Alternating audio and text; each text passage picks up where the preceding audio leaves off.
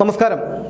ഓരോ വർഷവും പ്രളയം വരുമ്പോൾ അല്ലെങ്കിൽ മണ്ണിടിച്ചിലോ അതുപോലെയുള്ള പ്രകൃതി ദുരന്തങ്ങളോ വരുമ്പോൾ അതൊരു വാർത്ത മാത്രമാണ്. നഷ്ടപ്പെടുന്നത് ആ ദുരന്തത്തിന് ഇരയാകുന്നവരും അവരുടെ ബന്ധുക്കളും മാത്രമാണ്. 2018 പ്രളയത്തിലും പിന്നീടുണ്ടായ പ്രളയത്തിലും ഒക്കെ എത്രയോ പേർക്ക് ജീവനും ജീവിതവും ഒക്കെ നഷ്ടപ്പെട്ടു. പിന്നീട് വയനാട് ദുരന്തമുണ്ടായി. ആ ദുരന്തത്തിലും നിരവധി പേർക്കാണ് ജീവൻ നഷ്ടപ്പെട്ടത്. അവിടെ മുണ്ടക്കൈ ചൂരൽമല മേഖലകളിൽ അങ്ങനെ ഒരു സ്ഥലം പോലും അവശേഷിപ്പിക്കാത്ത തരത്തിൽ പ്രളയം ആ പ്രദേശത്തെ കൊണ്ടുപോയി. പക്ഷേ അതുകൊണ്ടൊന്നും നമ്മൾ പാഠം പഠിച്ചില്ല എന്നുള്ളതാണ്. ഇപ്പോൾ UDF സർക്കാർ അധികാരത്തിൽ വന്നിട്ട് 2.5 മാസങ്ങൾ പിന്നിടുന്നതേയുള്ളൂ. അപ്പോഴേക്കും അടുത്ത ദുരന്തമെത്തി. നിരവധി പേർക്കാണ് ഈ ദുരന്തത്തിലും ഈ വെള്ളപ്പൊക്കത്തിലും ജീവൻ നഷ്ടപ്പെട്ടത്. കിടപ്പാടം നഷ്ടപ്പെട്ടു, അഭയാർത്ഥി ക്യാമ്പുകൾ തുറന്നു, ചിലരെ കാണാനില്ല. ആ ഒരു തരത്തിലാണ് ഇപ്പോൾ സാഹചര്യം. പക്ഷേ അപ്പോഴും അതിനെ ഒരു രാഷ്ട്രീയ ആയുധമാക്കാനാണ് ഇതിനെല്ലാം കാരണക്കാരനായ പിണറായി വിജയനും MV ഗോവിന്ദനും CPM അണികളും നേതാക്കളുമൊക്കെ ശ്രമിക്കുന്നത്. മുൻ വർഷങ്ങളിലെ പ്രളയത്തിൽ നിന്ന് നമ്മളൊന്നും പഠിച്ചില്ല. ഭരണകൂടവും ദുരന്ത നിവാരണ അതോറിറ്റിയും ഒരു മുന്നൊരുക്കവും നടത്തിയുമില്ല. സംസ്ഥാനം ഇന്ന് നൽകുന്നത് ആ ഗുരുതര വീഴ്ചയുടെ വിലയാണ്. 2018 2019 ഉണ്ടായ വൻ പ്രളയത്തിൻ്റെ കാരണങ്ങൾ, വെള്ളം ക്രമാതീതമായി കയറിയ സ്ഥലങ്ങൾ, പെയ്ത മഴയുടെ തോത്, വെള്ളം ഒഴുകാനുള്ള സംവിധാനങ്ങൾ, നദിയിൽ അടിഞ്ഞ മണ്ണിൻ്റെ അളവ് എന്നിവയെക്കുറിച്ച് എന്ത് കണക്കാണ് സംസ്ഥാനത്തിൻ്റെ പക്കലുള്ളത് എന്നൊരു ചോദ്യം ഇപ്പോഴും ബാക്കി നിൽക്കുകയാണ്. 2018 പ്രളയത്തിന് ശേഷം എന്തെങ്കിലും തയ്യാറെടുപ്പുകളോ മുൻകരുതലുകളോ ഒന്നും ഈ സർക്കാർ സ്വീകരിച്ചിട്ടില്ല. കൃത്യമായ കണക്കുകൾ കൈവശമില്ലാത്തത് രക്ഷാദൗത്യത്തെ പോലും സാരമായി ബാധിച്ചിരുന്നു.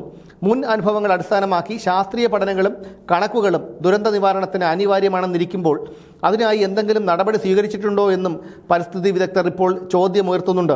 കണക്കുകളും പഠന റിപ്പോർട്ടുകളും പ്രാദേശിക തലത്തിലേക്ക് കൈമാറി തയ്യാറെടുപ്പുകൾ നടത്തേണ്ടിയിരുന്നു. അത് ചെയ്തിട്ടില്ല.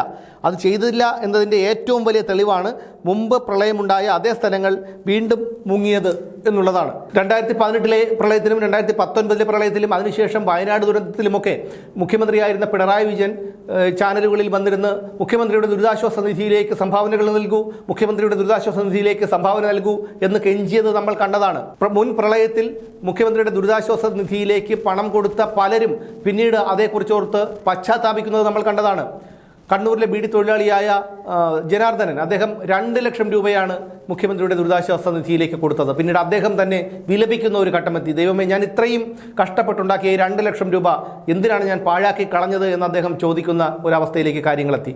പിന്നീട് കുടുംബത്തിൻ്റെ ഉപജീവന മാർഗമായ ആടിനെ വിറ്റ് മുഖ്യമന്ത്രിയുടെ ദുരിതാശ്വാസ നിധിയിലേക്ക് 5000 രൂപ കൊടുത്ത ലീസ എന്ന് പറയുന്ന ഒരു സ്ത്രീ, അങ്ങനെ എത്രയോ പേർ രാജ്യത്തിനകത്തും പുറത്തും നിന്ന് മുഖ്യമന്ത്രിയുടെ ദുരിതാശ്വാസ നിധിയിലേക്ക് പണം സംഭാവനകളായി നൽകി. പക്ഷേ ഈ പണമൊക്കെ പകമാറ്റി ചിലവഴിക്കുകയാണ് അന്നത്തെ സർക്കാർ ചെയ്തത്.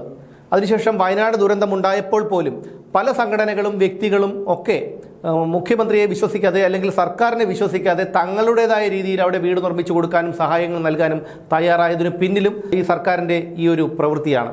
ആ സർക്കാരാണ് ഇപ്പോൾ ഈ 2.5 മാസം മാത്രം മുമ്പ് ചുമതലയേറ്റ ഈ സർക്കാരിനെ കുറ്റപ്പെടുത്തുന്നത് എന്നുള്ളതാണ്. ഈ ദുരന്തത്തിൻ്റെയും ഉത്തരവാദി പിണറായി വിജയൻ തന്നെയാണ്.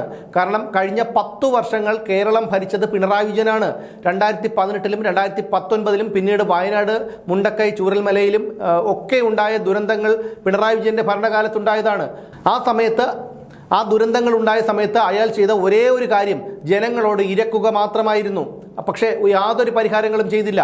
അതിൻ്റെ ഫലമാണ് ഇന്ന് കേരളം അനുഭവിച്ചു കൊണ്ടിരിക്കുന്നത്. അതിന് UDF സർക്കാരിനെയോ മുഖ്യമന്ത്രിയെയോ മന്ത്രിമാരെയോ ഒന്നും കുറ്റപ്പെടുത്തിയിട്ട് കാര്യമില്ല. ഇപ്പോൾ പ്രതിപക്ഷ നേതാവായ പിണറായി വിജയനും പാർട്ടി സെക്രട്ടറിയായ MV ഗോവിന്ദനും CPM നേതാക്കളുമൊക്കെ UDF സർക്കാരിനെ കുറ്റപ്പെടുത്തുന്നുണ്ട്. അവരെന്താണ് ചെയ്തത്? ഈ 2.5 മാസങ്ങൾക്കുള്ളിൽ അവർക്ക് എന്താണ് ഇതിൽ ചെയ്യാൻ കഴിയുന്നത് എന്നുകൂടി കേരളത്തിലെ ജനങ്ങൾ ചിന്തിക്കണം. അതുകൊണ്ട് ഒരു കാര്യം അടിവരയിട്ട് പറയുന്നു, ഈ പ്രളയത്തിൻ്റെയും ഉത്തരവാദി പിണറായി വിജയൻ തന്നെയാണ്. ഇത്തവണ കേരളത്തെ മുക്കിയതും പിണറായി വിജയൻ തന്നെയാണ്.